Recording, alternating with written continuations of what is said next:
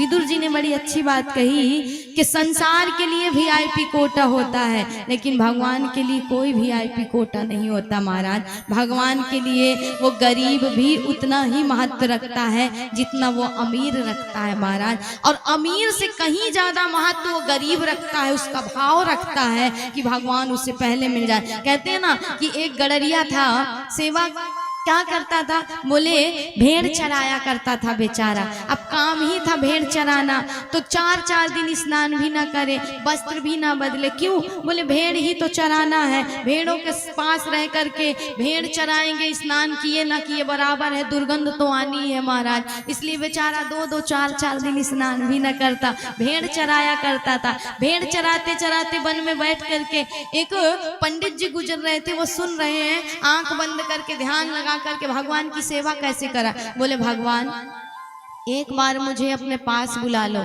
ऐसे चरण दबाऊंगा, ऐसे चरण दबाऊंगा, प्रसन्न हो जाओगे।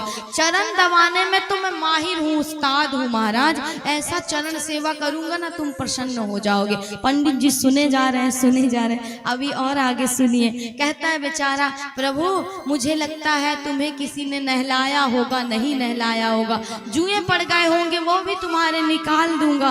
अभी आगे और सुनो। बोले भगवान पता नहीं तुम कितने दिन से नहाए हो, नहीं नहाए हो, किसी ने तुम्हारे वस्त्र बदले नहीं बदले, तुम मुझे बुला लो, मैं तुम्हारे शरीर के जितने पिस्सू होंगे उनको भी निकाल दूंगा। अब तो पंडित जी को नहीं रहा गया।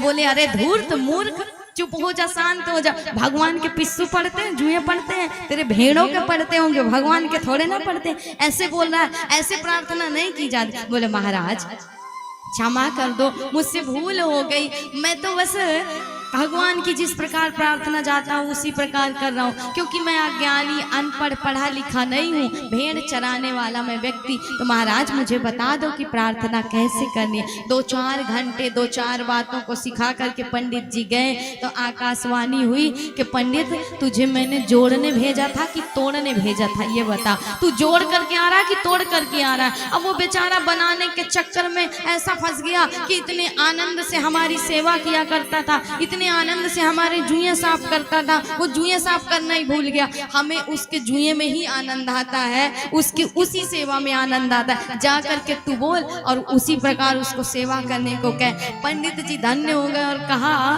कि जा करके उससे कहा कि तुम भले ज्ञान में अज्ञानी हो, मूर्ख हो, लेकिन तुमसे बड़ा कोई नहीं। मैं तो आज तुम्हारे चरणों में गिर गया। इतने दिन की भक्ति, इतने दिन के भजन से, इन वेदों से, इन पुराणों के ज्ञान से क्या मिला? बोले आज तक ईश्वर नहीं मिला, लेकिन एक साधारण से इस भेड़िए की वजह, इस जो भेड़ों को चराने वाला गडरिया की वजह से आज मुझे ईश्वर मिल गया। इसलिए तुझे जैसे लगे वैसे कर, तेरी सेवा से, तेरे भक्ति से, तेरे भाव से ईश्वर प्रसन्न है महाराज। तो कहते हैं भगवान सिर्फ भाव देखते हैं, इसलिए हे देवी ईश्वर के लिए कोई वीआईपी नहीं होता है, भगवान सिर्फ आपका मन भाव